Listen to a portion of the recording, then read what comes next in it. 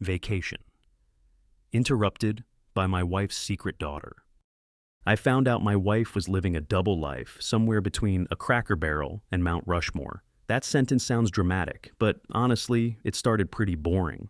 We were on one of those forced bonding family road trips you plan when you're worried you scroll your kids more than you actually know them. 2 weeks, national parks, audiobooks, a minivan that smelled permanently of goldfish crackers and stress. It was me, my wife Hannah, our 13-year-old daughter, Mia, and our 9-year-old son, Caleb.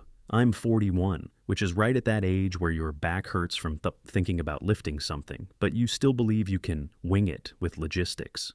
So, of course, I planned this trip in a Google Doc. Hannah turned it into a color-coded spreadsheet, and we met in the middle by forgetting all of it and leaving an hour late. We weren't in a bad place, Hannah and I. That's the thing that messes with my head even now. We weren't amazing, but we weren't falling apart either. 15 years married, we had our scripts. Her. Did you close the garage? Me. Yes. Her. No, you didn't. Me, silently pressing the garage app on my phone, closing it while making offended eye contact. Comfortable, predictable, bickering in a way that, if you squinted, looked like affection. The first couple days of the trip were normal. The kids fought over who got the window, then both fell asleep, slumped over their screens. We drove past fields and billboards for fireworks and world's largest prairie dog. Hannah read headlines out loud and corrected my pronunciation of random towns.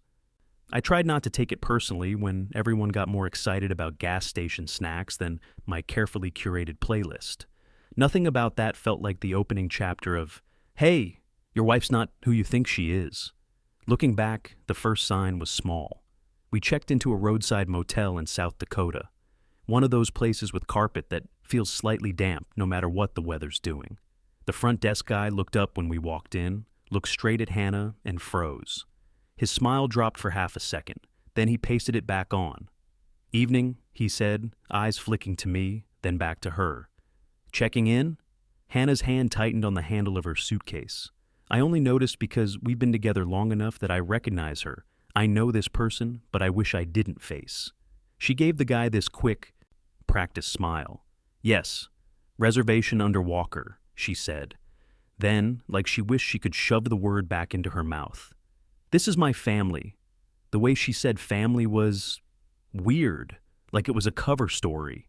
The guy's eyes did that tiny widening thing people do when they decide to pretend something never happened. Right, Walker, 2 queens and a cot. And that was it. 5 seconds of offness, then back to normal life. If I'd had one less coffee, I probably wouldn't have filed it anywhere in my brain. But I did. And I watched Hannah that night in the dim motel room light as she sat on the bed between the kids, laughing at some dumb show, her face relaxed and easy. For the first time in 15 years, I wondered, just quietly, privately, what I didn't know about her. 2 days later, we rolled into a small Wyoming town that looked like it had been built entirely for postcards and Instagram.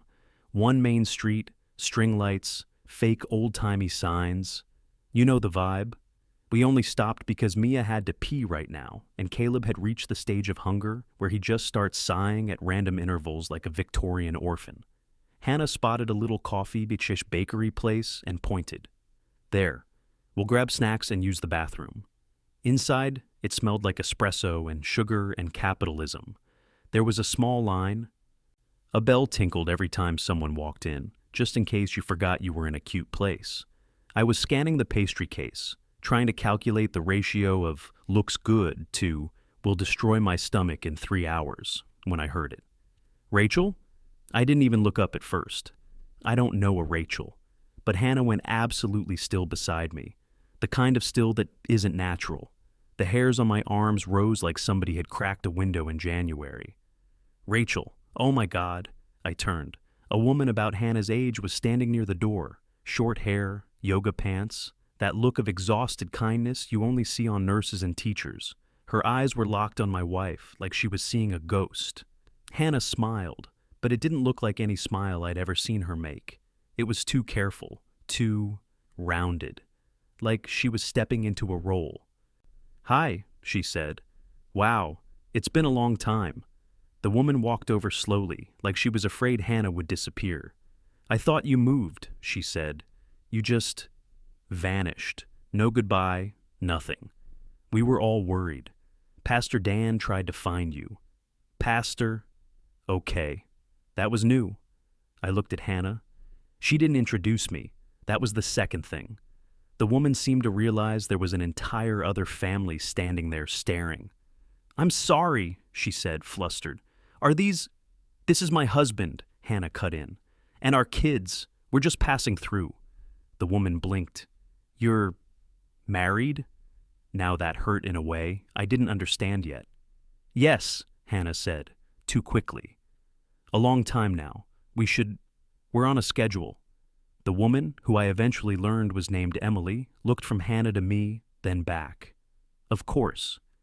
It's really good to see you, Rach. She put a weird emphasis on the name, like she was reminding Hannah who she was supposed to be. The girls still talk about you. You just left so suddenly after... Hannah grabbed my elbow. We really need to get going, she said. Sorry, take care. She pulled me up to the counter like the building was on fire. Mia immediately went, Mom, who was that? Nobody, Hannah said. Emily stood there, still staring. And as we walked away with our sugary peace offerings, I glanced back.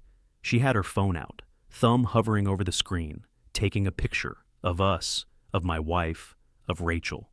The barista called, Rachel, your latte's ready. Hannah flinched. She didn't drink coffee on this trip, not once. If you've ever tried to have a serious conversation in a moving car with two kids in the back, you know it's like trying to defuse a bomb during a birthday party. We lasted 1 hour in polite silence. Caleb was humming to himself. Mia had headphones in and was making faces at TikTok. Hannah stared out the window like she was memorizing every tree. I cleared my throat. So, who was that woman in the cafe? Hannah didn't turn. Someone I knew a long time ago. From where? I kept my voice light, curious, not accusing. At least I hope that's how it came out. She worked at a place I volunteered, Hannah said. Not important. Why did she call you Rachel? That was the question I felt land, like a little dart. Her shoulders stiffened. That's what people called me there, she said. A nickname. You've never mentioned having a nickname. You've also never mentioned your high school email address, she snapped. Doesn't mean it didn't exist. Mia slid one headphone off. You had a nickname? That's kinda cool. Can I be Raven at school this year? Absolutely not, I said. Guys, drop it, Hannah muttered, eyes on the road. Please. So we dropped it. Out loud anyway. The thing about long drives is they give you way too much time to think and absolutely nowhere to run from those thoughts. I started replaying everything. Her girls' weekends twice a year that she was oddly protective over. The way she always insisted on driving herself to the airport when she flew out for conferences, telling me not to bother with the hassle. The second phone I'd found once in her work bag years ago. She'd said it was an old one she used for a freelance project, and I believed her because, why wouldn't I? You don't marry someone planning to cross-examine them. We hit a dead zone somewhere in Wyoming. No service, just us and endless sky. Mia was making a playlist. Caleb was asleep again, his mouth hanging open like a cartoon. I watched Hannah's hands on the wheel, steady. No ring tan line. She never took her wedding ring off, not even at the gym. Hey, I said quietly. Are you happy? It wasn't the question I meant to ask. Hannah actually laughed, this short, surprised sound. You're asking me that now? In Wyoming? I'm serious. She was quiet for a long stretch of highway. Yeah, she said at last. I'm mostly happy. Why? Because there are apparently entire sections of your life I've never heard of, I said. People who think your name is something else. Pastors who tried to find you. That seems like something that might come up in, 15 years. Her jaw clenched. There are parts of my life I don't like to talk about, she said. That doesn't mean you don't know me. Doesn't it? I asked. She exhaled hard through her nose. We're not doing this in front of the kids. But of course we were, because in a minivan, everything is in front of the kids. Mia's playlist changed to something slower. Caleb snored. Outside, the world stretched on, wide and empty. Inside, My marriage suddenly felt very crowded, with questions I hadn't realized I should be asking. We made it to Yellowstone, took pictures, pretended things were fine.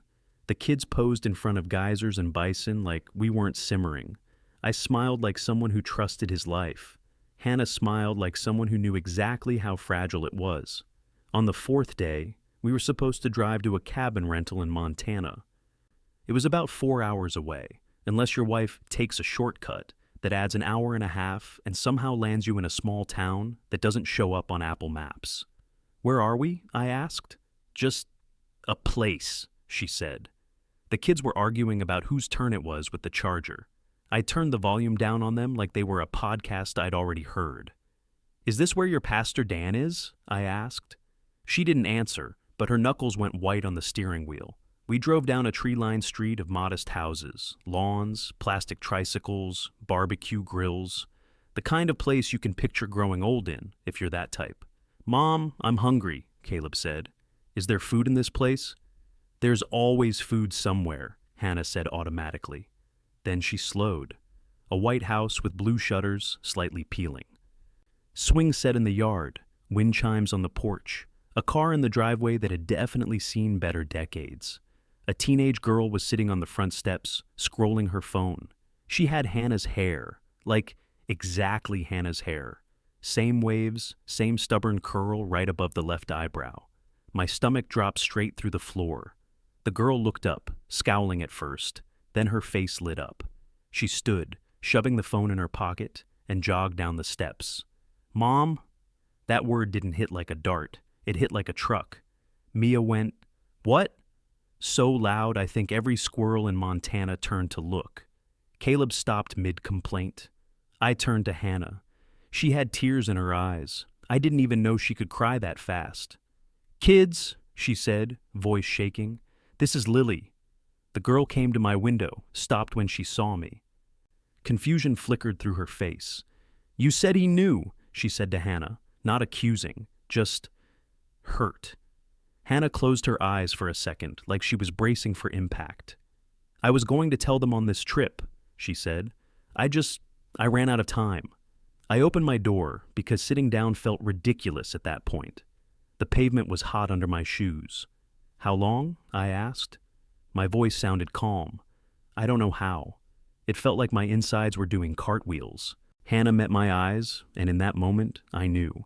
Whatever came out of her mouth next was going to split my life into before and after. "Lily's 15, she said. "I've been seeing her for the past 3 years.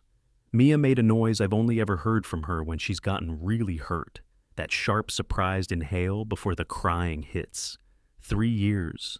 We'd celebrated our 12th anniversary with a weekend in Denver 3 years ago.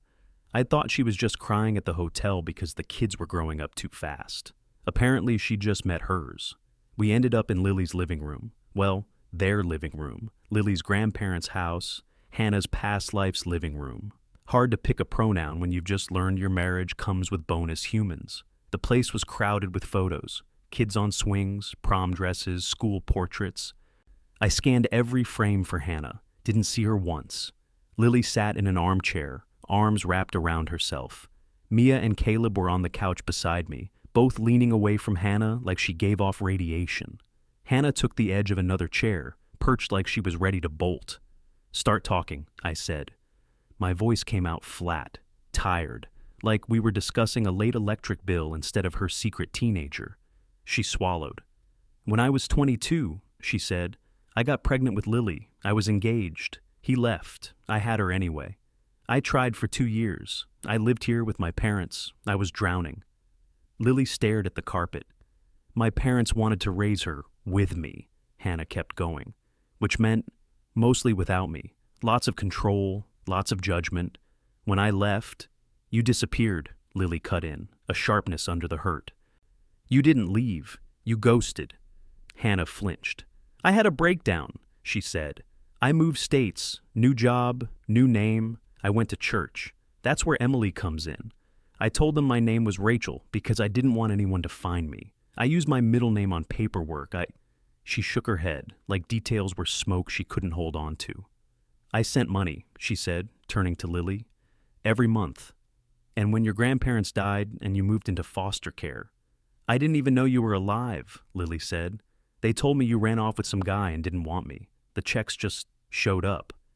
And 3 years ago, Hannah said quietly, she found me, on Facebook, under my real name. I had married you, I had Mia and Caleb. I had this whole life I had built on top of all of this. And I didn't know how to tell you. So you didn't, I said. I didn't, she admitted. I started coming out here, at first just once a year, then more. I told you it was conferences. I told the kids it was work. I told Lily you knew. I thought, if I could just manage both worlds until everyone was ready. She trailed off, hearing it out loud. You thought you could have 2 lives, I said. 2 versions of yourself, Hannah and Rachel, mom and not a mom. And the only cost was lying to every single person who trusted you. That's not fair, she whispered. It's exactly fair, I said, and my voice finally cracked. You didn't give me the choice, about any of it. Mia stood abruptly. Her eyes were shiny but dry. She gets that from me. So, Mia said, looking at Lily, you're our sister. Lily let out a short, bitter laugh. Half-sister, she said. Secret sister. Surprise. Caleb, bless him, said, do you like Minecraft? Because kids are like that. The universe implodes and they still want to know if you're compatible on the Switch. Lily blinked, surprised into a smile. Yeah, she said. I do. Mia looked at me. What happens now?